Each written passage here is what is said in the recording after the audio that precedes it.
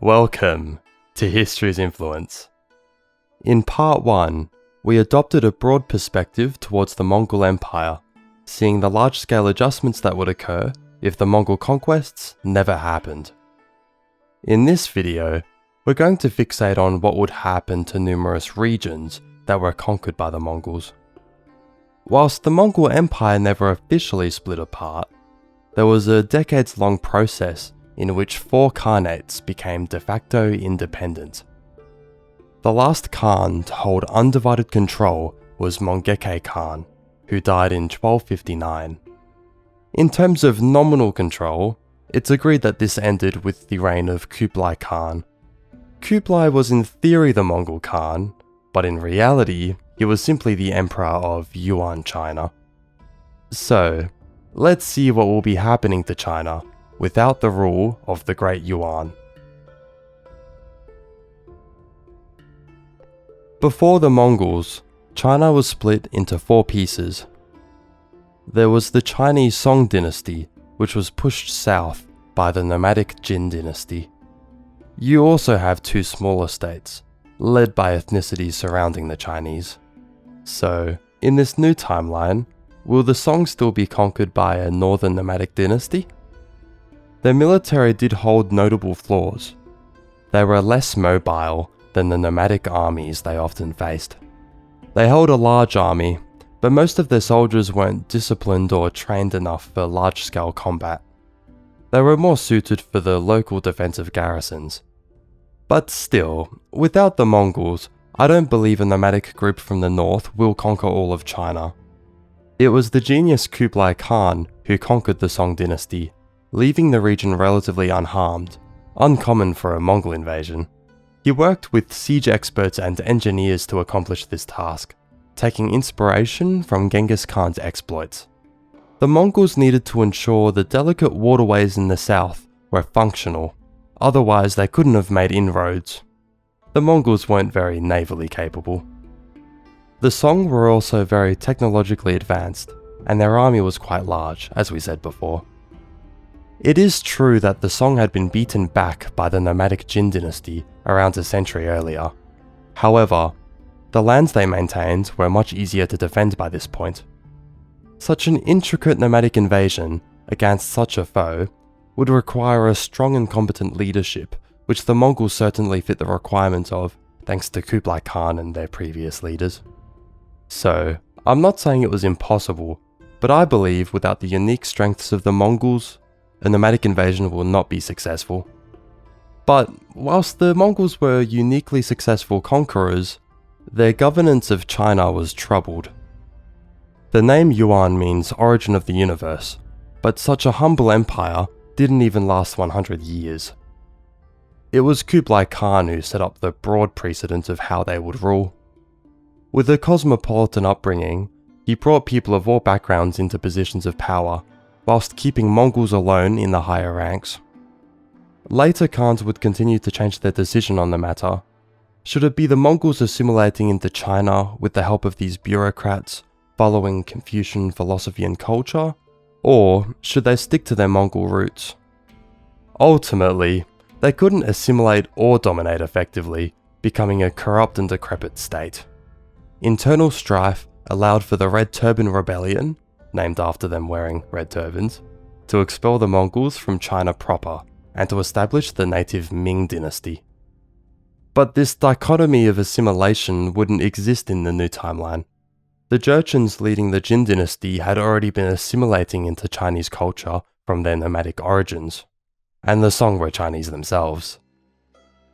Financial issues were also a top concern for the Yuan dynasty, due to ruling over a large empire full of hostile foreign elements, alongside numerous famines and natural disasters which needed government funding for recovery.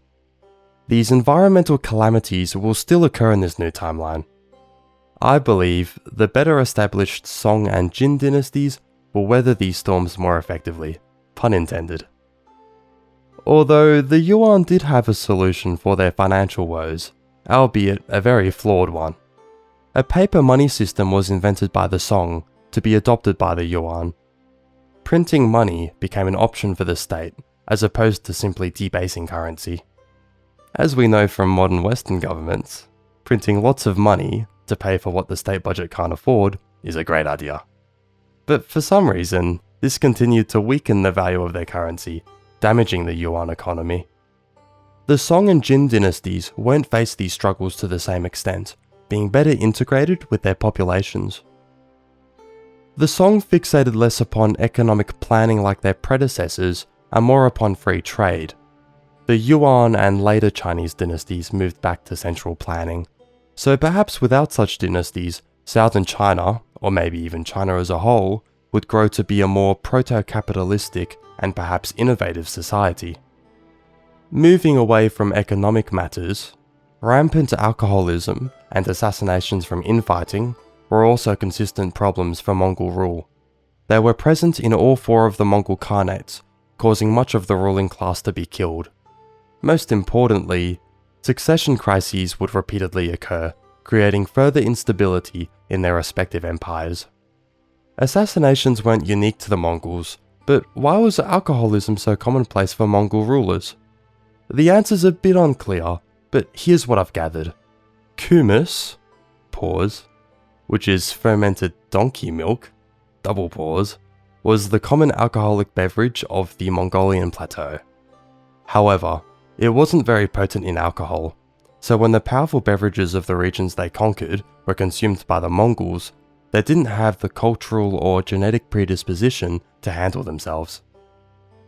There's also the point of East Asians producing less enzymes that are suited for processing alcohol, namely the aldehyde dehydrogenase category.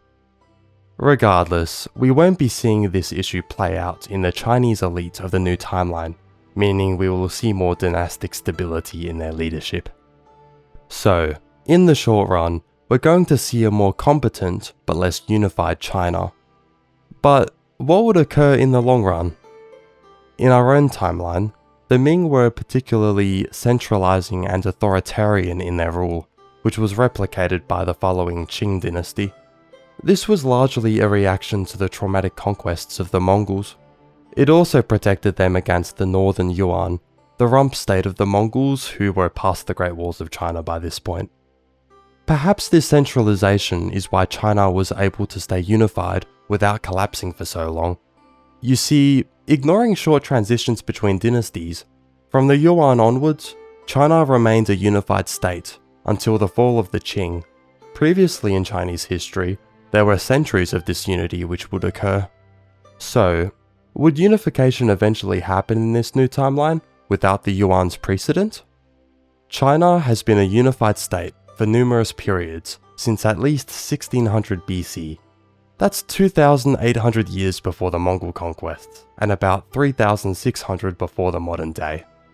An early concept established in their history was the Mandate of Heaven, in which dynasties would maintain, then lose, divine legitimacy, which would then get them to be replaced by the next divinely chosen regime. So, we have the historical precedent. However, China hadn't been unified for around 3 centuries by this point, thanks to the northern nomads of the Lao and Jin dynasties. In part 1 of this series, we've assumed a unified state in the Mongol steppe will be created, within perhaps a century or two after the Mongol invasions in our own timeline. If we assume this is the case, we will most likely see a replication of what happened to the Lao, where the Song and Jin worked together to remove the nomadic threat. So, we would see the Steppe Empire and Song work together to conquer the Jin. This assumes the Song and Jin dynasties won't collapse beforehand, but that would be difficult to predict. In my opinion, China will eventually reunify, after a delayed process. I don't believe the circumstances of the 13th century were nation-ending. We would see smaller states like the Western Jar or Dali be annexed by this unified China as a result. Vietnam, Korea, and other surrounding regions would follow tributary arrangements towards the Chinese, like what happened in previous eras. Japan would remain untouched. Although the word kamikaze may not exist, the word was first used in reference to the tsunamis that prevented the Mongols from invading their island on 2 separate occasions.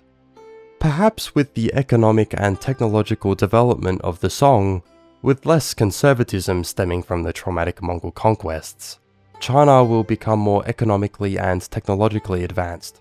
Later events such as the Century of Humiliation incurred due to the European powers may play out differently as a result. However, I believe we're getting too far away to make accurate predictions on the matter, so we'll leave our Chinese discussion there.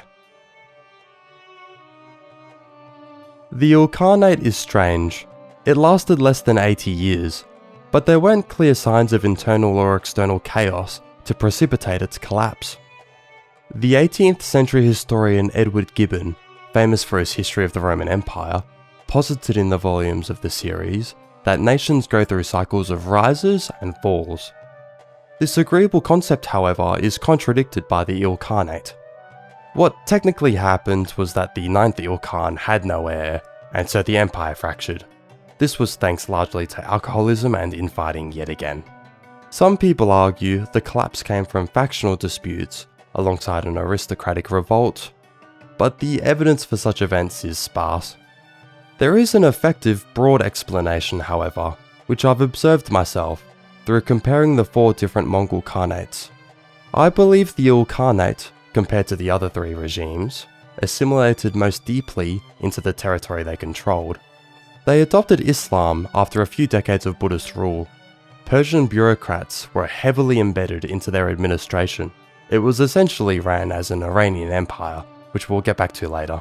But most importantly, they didn't hold any base of control on the steppe. I believe this was the fundamental flaw of the Ilkhanate. It became too detached from its Mongol roots, being lost in the civilizational depths of Iran. They eventually assimilated with the Turkic elements of Iran without a drastic impact for the future states of the region. I don't believe their existence held much of a direct legacy as a result. So, without the Ilkhanate, who would rule Persia? Before the Mongols, Iran was ruled by the Khwarezmian Empire? Iran was ruled by the Khwarezmian Empire. There we go. They were a Turkic empire, who we don't have many sources on. They originated as a small vassal state of the Turkic Seljuk Empire, but came to overthrow their rule, ruling Iran themselves for a few decades. The Mongols had a bone to pick with the Khwarezmians. Before the invasion, the Mongols sent ambassadors to the empire, attempting to establish a diplomatic relationship. The Mongols viewed diplomats as sacred. When the Khwarezmians put their ambassadors to death, the Mongols weren't very pleased. They would go on to defeat the large, cavalry-based but disunited Turkic army. They conquered the Khwarezmians in only 2 years, in one of the most brutal invasions of history. The Khwarezmians had only recently acquired the wealthy Transoxiana region from the Karakhians on the eve of Mongol conquest. So perhaps the empire was temporarily overstretched, not yet able to establish effective administration or defense, explaining their disunited military approach.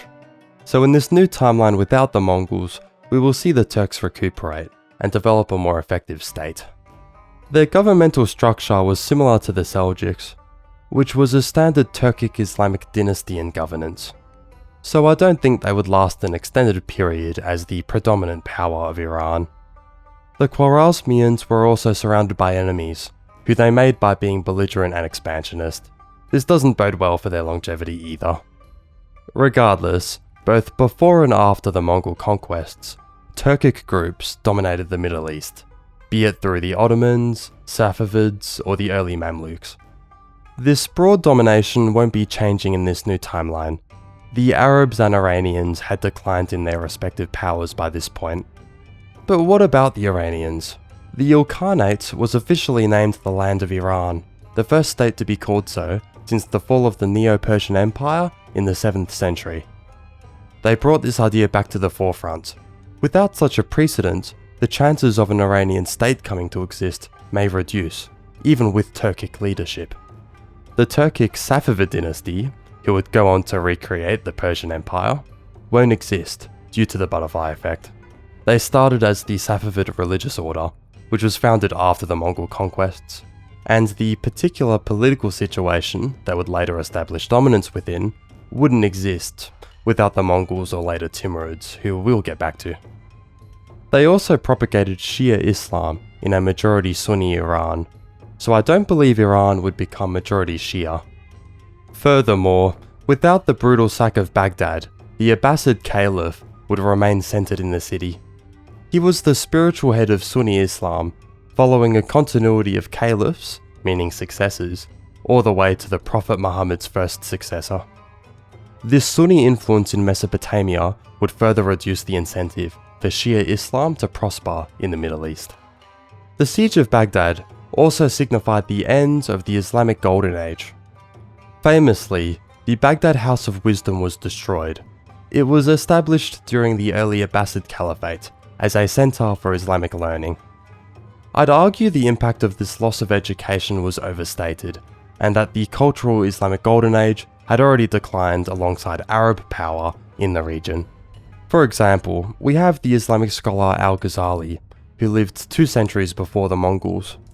In his text, The Incoherence of the Philosophers, he argued against the ancient Greeks, who the Muslims were previously drawing lots of inspiration from, particularly Aristotle.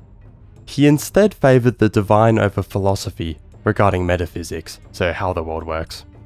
This was part of an overall shift in the Islamic world away from such thought. In any case, I think that's enough Ilkhanate discussion for now. Let's move on to the Chagatai. The Chagatai Khanate was named after one of Genghis Khan's sons. It was the only truly steppe Khanate and was in an isolated area of the world. As a result, the Chagatai, alongside their successor states, lasted centuries more than the other Mongol states. The previous Kara Kitai of the region, they were related to the Mongols, will likely have a similar leadership of the region in this new timeline. And that's about it. The Chagatai were irrelevant and unimportant. Nothing you should concern yourself with, it's beneath all of you. Although, there is one interesting thing to mention. They used to control the region of Transoxiana, which was conquered by an important historical figure, believed to be related to Genghis Khan himself. That would be Tamerlane, named Tamar the Lame, lame meaning an injury in his arm and leg. He was an Uzbek of Turco-Mongol descent. This Prince of Destruction conquered a large empire and killed about 5% of the world's population. He modelled himself after the great Khans of old. He wasn't religiously tolerant like the Mongols though. He was a Muslim and brutalised Christian minorities severely. So, if we assume there's no Mongol conquests, and therefore no precedents for a Turco-Mongol to be setting himself up in Transoxiana, I believe we're going to see the preservation of these Christian minorities to a larger extent. He branded himself the Sword of Islam, a title usually referring to the early Islamic general Ibn Khalid al-Walid. Although he was a military genius like his namesake, he was not a pious man like Walid was. He was extremely brutal to his fellow Muslims who did not hold a positive view of the man. Most famously, he attacked the Turkic Muslim Delhi Sultanate in brutal fashion, who were based in India. This destabilization allowed for the Mughals, whose leaders descended from Tamerlane, to establish dominance in India themselves. Without the Mughals, we won't see the construction of the Taj Mahal, which they commissioned. We may not see the strong economic growth of India during Mughal rule. And there won't be a weakened Mughal state for the British to swoop in and conquer the remnants of. Perhaps we'll see a disunited India, but still under the thumb of Turkic conquerors for a long period. We could explore a world without the Mughals or Tamerlane in a lot more depth, but they are better suited as standalone videos, and this video is getting long enough already. So we'll be leaving it there for this video. For the final part, we'll be taking a look at the Golden Horde, seeing how Russia and its surrounding regions would develop without Mongol occupation. This has been History's Influence. Thank you for watching. Be sure to like, comment and subscribe. Catch you later.